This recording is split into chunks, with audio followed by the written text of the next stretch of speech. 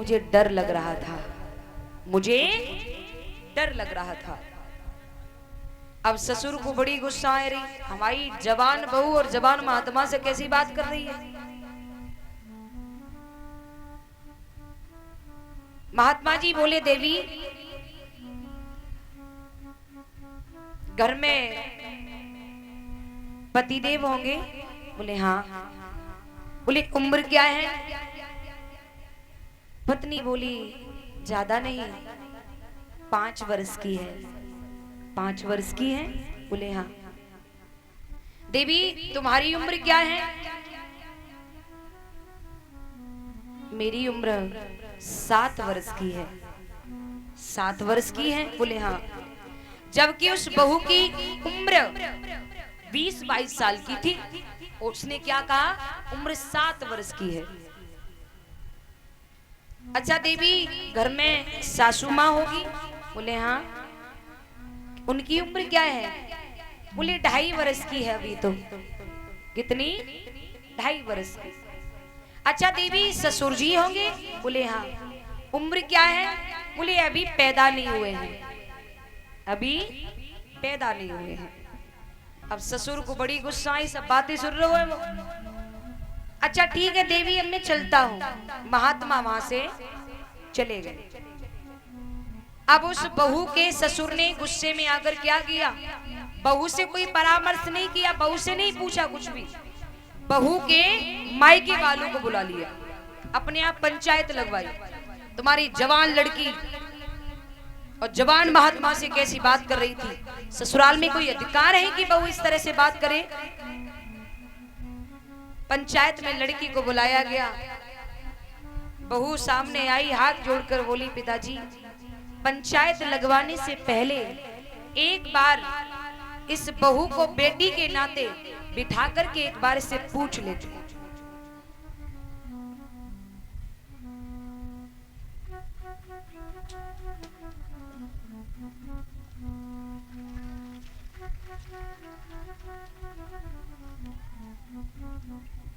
बोले क्या क्या पूछ लेते?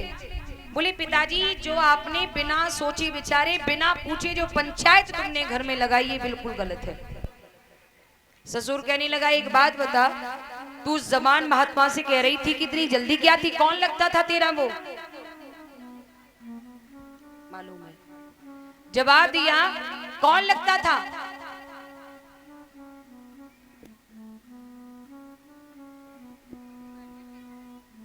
अच्छा, श्रीमान श्री प्रमोद कुमार और श्रीमती पूजा देवी है ना, भीलपुरा से, जो हमारे श्रीमान नरेश अंकल जी हैं, उनकी बड़ी बहन जी हैं। ये 501 रुपए के नोटों की माल्या भेंट करके गई हैं।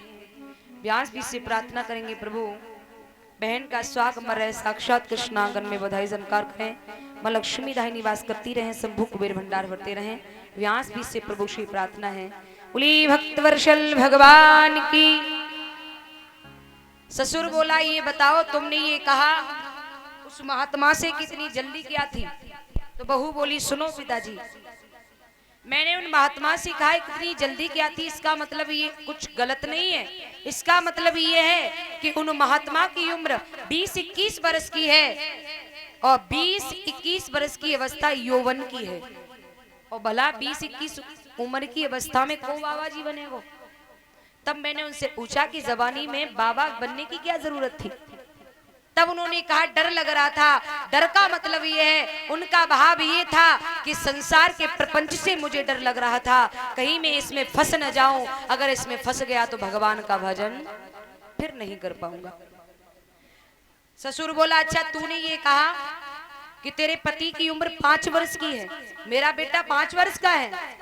जवाब दिया, पिताजी सुनिए, वैसे तो आपके बेटे की उम्र 24-25 वर्ष की है सांसारिक दृष्टि में, लेकिन सच कहा जाए साधक दृष्टि से तो तुम्हारे बेटे की उम्र सिर्फ 5 वर्ष की है।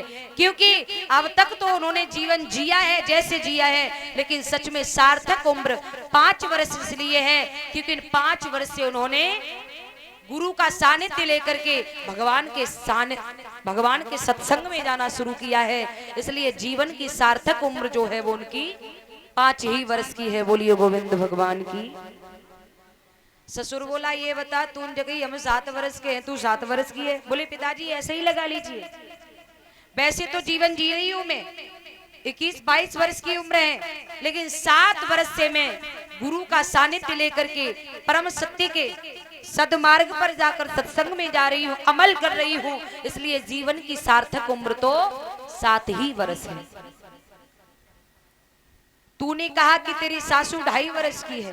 बोले पिताजी ऐसे ही लगा लीजिए, मैंने अपनी सासू माँ से हाथ जोड़कर निवेदन कर करके बहुत प्रार्थना कर करके मैंने गुरुजी से उन्हें जोड़ा है, भगवान के सत्संग से जोड़ा है, इसलिए सार्थक उम्र मेरी सासू माँ की सिर्फ 2.5 वर्ष है। 2.5 वर्ष से वो सत्संग से जुड़ी है, बाकी उम्र तो बेकार गई है, प्रपंच में गई है, लेकिन सार्थक उम्र तो 2.5 वर्ष की है।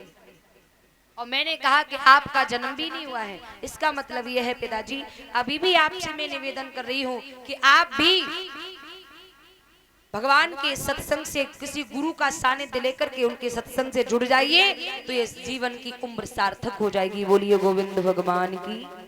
तो प्यारे, आज भी जो लोग बिना गुरु के जीवन जी रहे हैं, अधवर डगमगा करके जीवन में बिना गुरु की बाणी के, बिना अमल किए अगर जीवन को जी रहे हैं, तो ऐसा जीवन तो जानवर का अच्छा है, इससे बढ़िया तो जानवर का जीवन अच्छा है। प्यारे, जीवन सार्थक तभी हो सकता है शरीर ग्रस्त में और इंद्रियां परम सत्य में किसी गुरु के सानिध्य को लेकर लगाया जाए, और गुरु का सानिध्य संग लेकर। प्यारे, इसके उस दिन भी मैंने बताया था कि गुरु करने से नहीं, गुरु का संग करने से हमारा उद्धार है। बोलिए गोविंद भगवान की।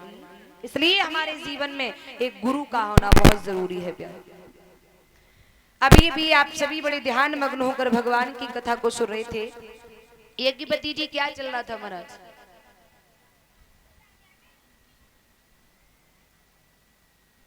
बताइए, डगमगाएगी नैया?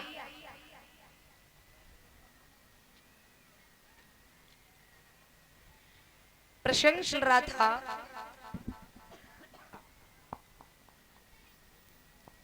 देखो महाराज, आज के 5 दिन हो गए ना, और हमने यज्ञपति महाराज सर रोजाना कहते हैं सुबह मैंने इन्हें देख के हमने छोड़ दो, लेकिन अब मुझे तम्बाकू थोड़ी खा रहे हैं ना ना ना ना। अब देखो, अब ली लगाई तो पूरी तम्बाकू थोड़ी खा रहे हो, देखो नहीं तम्बाकू थोड़ी खा रहे हैं। सुबह खा रहे थे तो मैंने जानबूझ के अनदेखी कर दे, पीछे थूक गया है, लेकिन अभी भी बैठ के गले आ रहे हैं। ऐसी बात है सच्ची में? अभी मुंह में, अच्छा भाई है नहीं जब भाई साइड पे।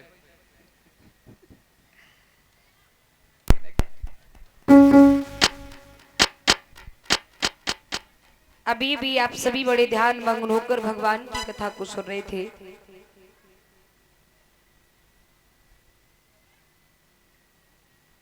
महाराज जनक राज ने ये कहा है कि पहले से अगर मुझे ये मालूम होता पृथ्वी वीरों से विहीन है, कदापि मैं ऐसा संकल्प नहीं करता। ये बात लक्ष्मण ने सुनी तो लक्ष्मण कहने लगे, क्या कहा जनक राज? मैं चुप इसलिए बैठा हूं क्योंकि मुझे मेरे गुरुदेव की आज्ञा नहीं मिली है। अगर आज्ञा जो गुरु की पाई जावे, ब्रह्मांड की अब हिलाए डाले, कहो सूरज चांद को निगले जाए, जा यम को खाक मिलाए डाले। चुप इसलिए बैठा हूं क्योंकि मेरे गुरुदेव की मुझे आज्ञा नहीं मिली है। गुरुजी ने देखा तो गुरुदेव लक्ष्मण से कहने लगे, बेटा, तब गुरुवर कहने लगे, बैठो लखन खामोश, ये काम तुम्हारा है नहीं, क्यों व्यर्थ बढ़ाते जोश। बेटा, ये तुम्हारा काम नहीं है, बैठिए। लक्ष्मण बैठे, राम जी को आज्ञा दी, और राम जी को जब आज्ञा दी तो राम जी खड़े हुए, और जैसे ही खड़े होकर गुरुदेव को प्रणाम करते हैं, एक नजर सभी राजा महाराजाओं के ऊपर डाली, और जैसे ही राम जी आगे बढ़े, सीता जी विचार करने लगी, मेरे जरा से राम जी धनवा कैसे तोड़ेंगे। दिमाग में आया कि भोलेनाथ ने दिया है ये धनुष। क्यों न मैं भोलेनाथ की स्तुति करके और धनुष को हल्का करवा लूं। हाथ जोड़कर सीता जी खड़ी हो गई।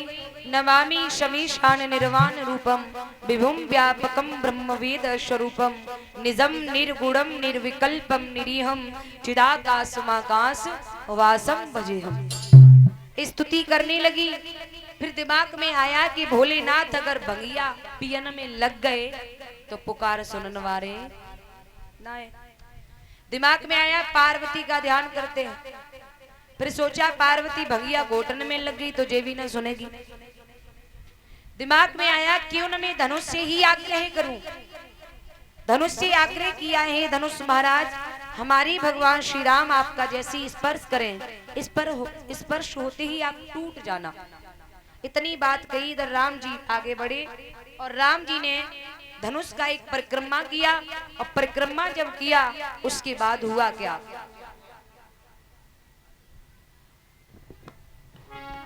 यहां तक बताया है कि राजा महाराजा अपने हाथों से आंखों के पलकों को पकड़ कर बैठ गए। ऐसा न हो कि धनुष कोई और तोड़ दे जो छोरा को नाम है जावे। यहां तक बाबा लिख रहे हैं। लेकिन हुआ ये, फिर पता नहीं कब झुका धनुष और या बाजी की आई कानों में।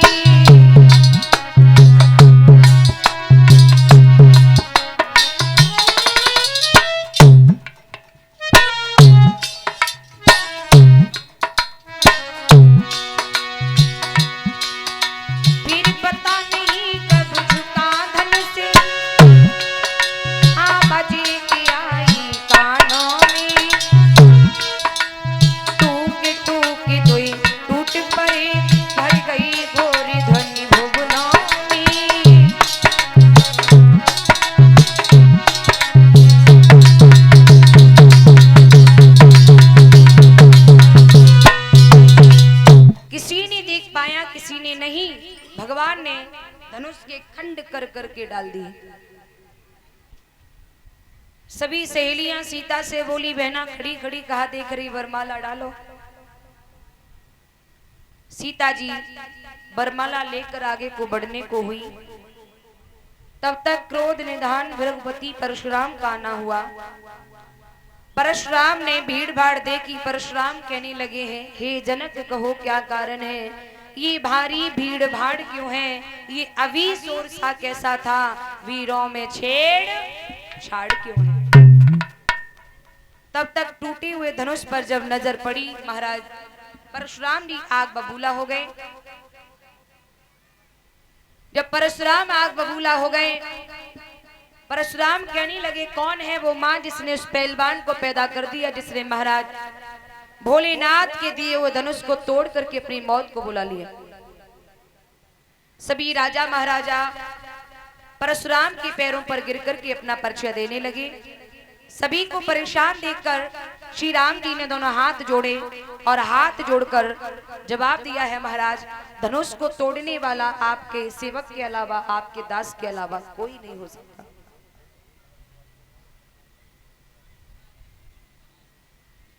कलश वाली जो भी देवियां हैं वो निकलकर एक साइड से खड़ी हो जाए। कलश वाली देवियां, हाँ इधर साइड ठीक है। महाराज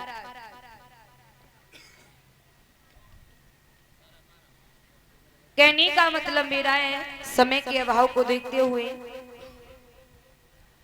राम जी परशुराम से निवेदन करते हैं कि महाराज धनुष को तोड़ने वाला आपके दास के अलावा, आपके सेवक के अलावा कोई नहीं हो सकता। परशुराम कहते हैं कि सेवक उसे कहते हैं जिसे सेवक सेवा के बारे में ज्ञान हो। अरे ये कोई सेवक का काम नहीं है कि अपने इष्ट का धनुष तोड़े।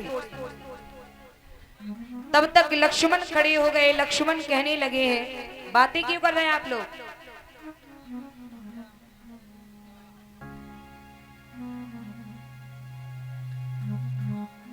परशुराम कहने लगे हैं कि हे महाराज परशुराम वो लक्ष्मण कहने लगे कि परशुराम अगर भैया ने धनुष को छू लिया और धनुष टूट गया तो इसमें भैया की क्या गलती है?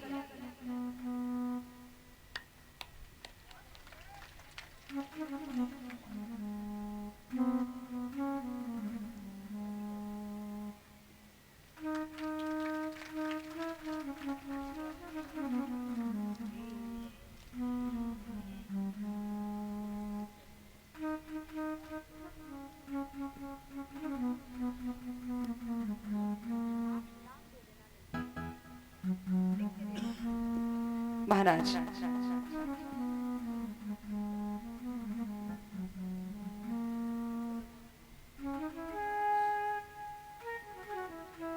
बने गए दूल्हा। बोली गोविंद भगवान की।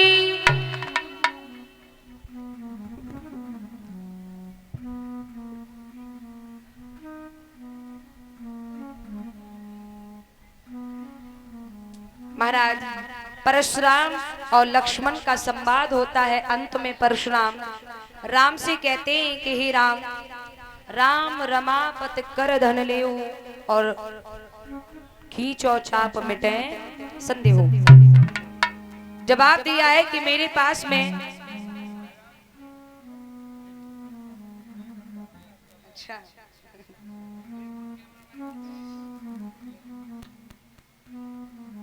हाथ जोड़कर निवेदन है कि शांति से बिना बात किए हुए काम कर लें जो कर रहे हैं आप।